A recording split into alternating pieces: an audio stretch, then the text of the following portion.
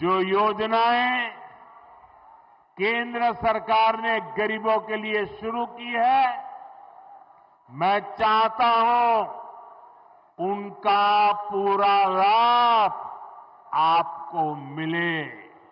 आप उसके हकदार हैं। लेकिन साथियों, ऐसा नहीं हो रहा है।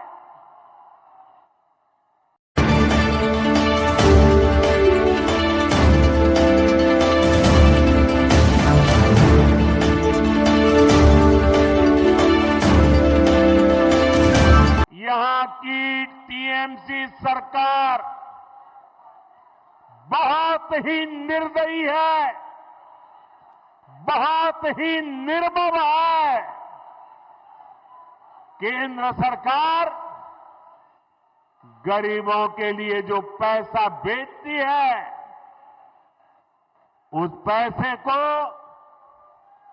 यहां टीएमसी के लोग लूट लेते हैं। टीएमसी के लोग बंगाल के मेरे गरीब भाई बहनों के दुश्मन बने हुए हैं। उन्हें आपकी तकलीफ की कोई चिंता नहीं है। वो तो अपनी तिजोरियां भरने में जुटे हुए हैं। साथियों, मैं चाहता हूं बाकी देश की तरह बंगाल के गरीबों को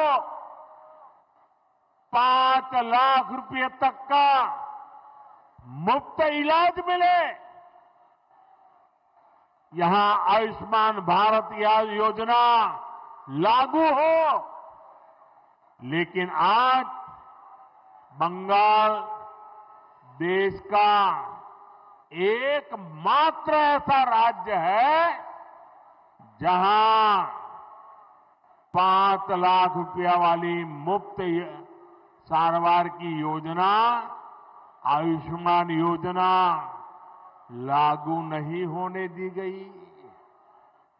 बीते कुछ सालों में आयुष्मान योजना के तहत देश के करोड़ों गरीबों ने अपना मुफ्त इलाज कराया है।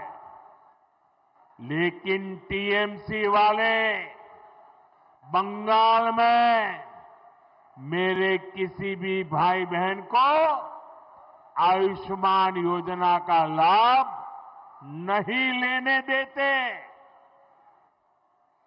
ऐसी पत्थर दिल सरकार, ऐसी निर्मम सरकार, ऐसी सरकार की बंगाल से विदाई जरूरी है।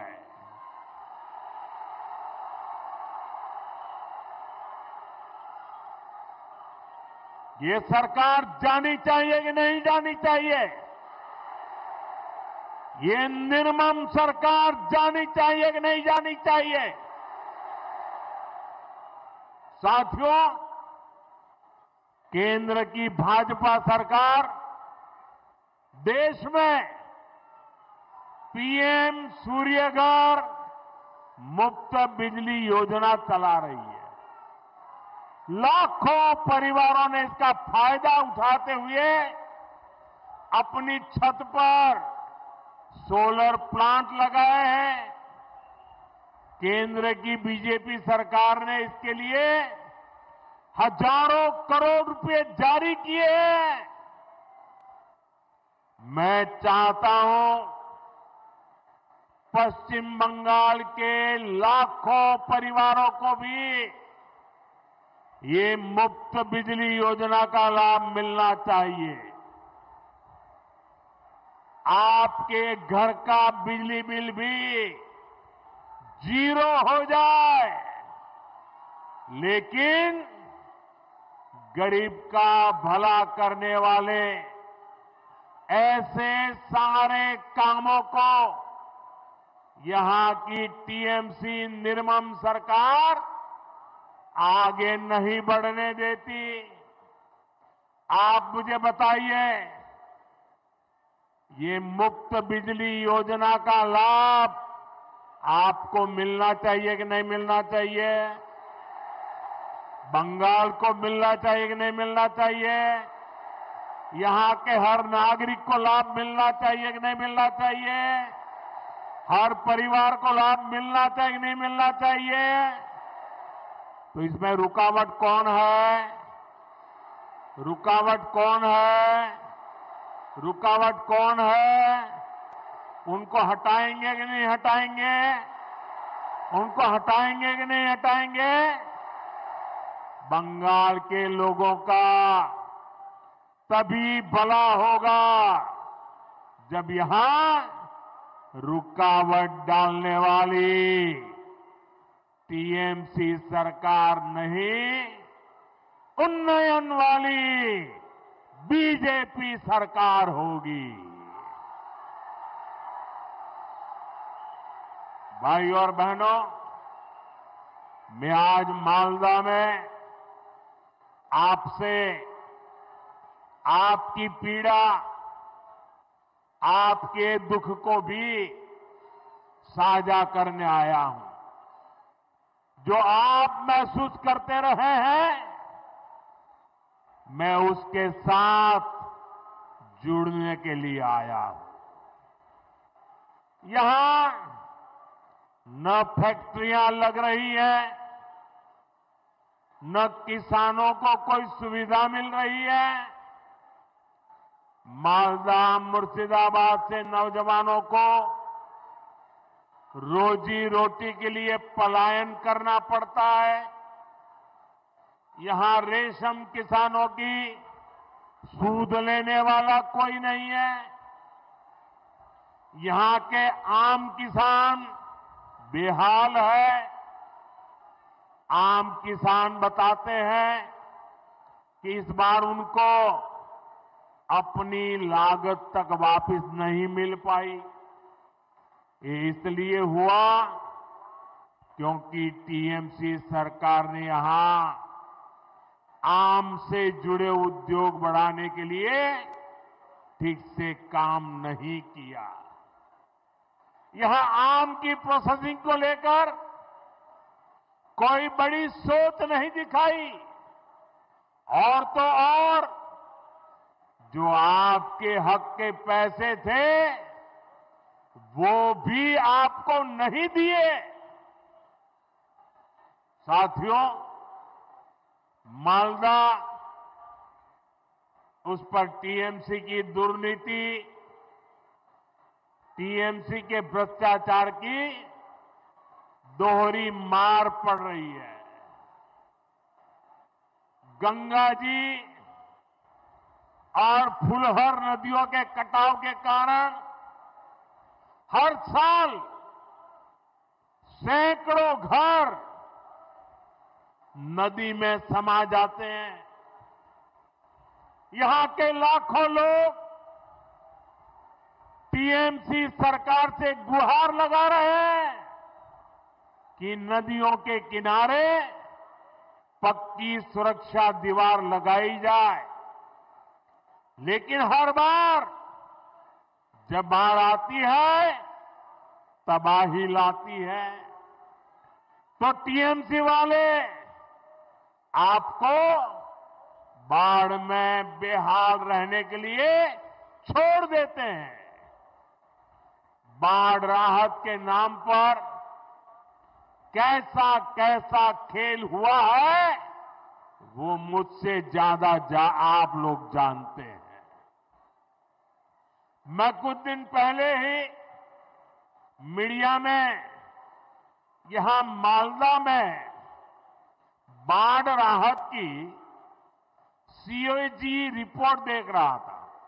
सीएजी रिपोर्ट इस देश में बहुत महत्वपूर्ण दस्तावेज होता है।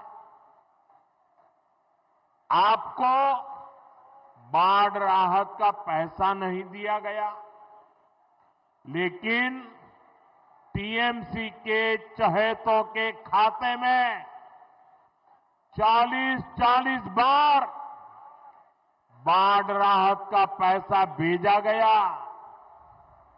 कितने ही ऐसे लोगों को लाखों रुपए बांट दिए गए जो इसके हकदार नहीं थे। यानी जिन पर संकट आया उनको कुछ नहीं मिला और जो टीएमसी के समर्थक थे उन लोगों ने बाढ़ जैसे संकट में भी गरीब पीड़ितों का पैसा लूट लिया। मैं आज मालदा की धरती से डंके की चोट पर कह रहा हूं, बंगाल में भाजपा की सरकार बनते ही टीएमसी के ऐसे सारे काले कारनामे बंद किए जाएंगे।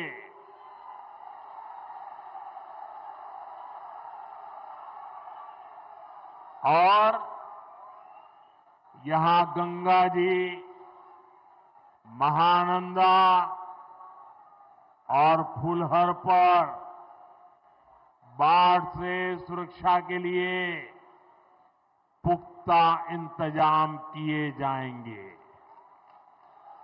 साथियों, आज मैं आपको बंगाल के तेज विकास का विश्वास दिलाने आया हूं। आप यहां भाजपा सरकार बनाइए, हम मालदा का, पश्चिम बंगाल का वो पुराना गौरव फिर लौटाएंगे। जो इंग्लिश बाजार में दिखता था, कालिया चक में दिखता था, साथियों यहां जब भाजपा आएगी तो हम मालदा के किसानों और नौजवानों के लिए नए नए अवसर लेकर के आएंगे। भाजपा सरकार मालदा की मैंगो इकोनॉमी को नई ऊंचाई पर ले जाएगी। अभी केंद्र की बीजेपी सरकार भंडारण और कोल्ड स्टोरेज जैसा इंफ्रास्ट्रक्चर बनाने के लिए करीब करीब 1 लाख करोड़ रुपए की व्यवस्था की जा रही है। यहां सरकार बनने के बाद हम बंगाल में भी कोल्ड स्टोरेज जैसी सुविधाएं और बढ़ाएंगे। हम यहां के नौजवानों के लिए फूड प्रोसेसिंग सेक्टर में अवसर बढ़ाएंगे।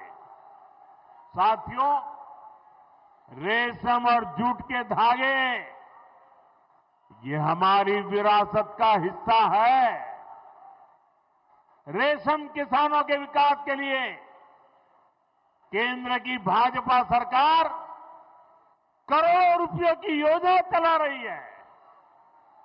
जूट किसानों को, जूट इंडस्ट्री को भी ताकत मिले, इसके लिए भी केंद्र सरकार, केंद्र की भाजपा सरकार हर संभव प्रयास कर रही है। बीते 11 वर्षों में जूट के समर्थन मूल्य में अभूतपूर्व वृद्धि की गई है। 2014 से पहले जब टीएमसी वाले दिल्ली में केंद्र की सरकार चलवाते थे, दिल्ली की वो सरकार के वो हिस्सेदार थे, तब तक जूट का समर्थन मूल्य 2400 रुपये था। आज ये 5,500 रुपये से भी अधिक है, यानी डबल हो चुका है।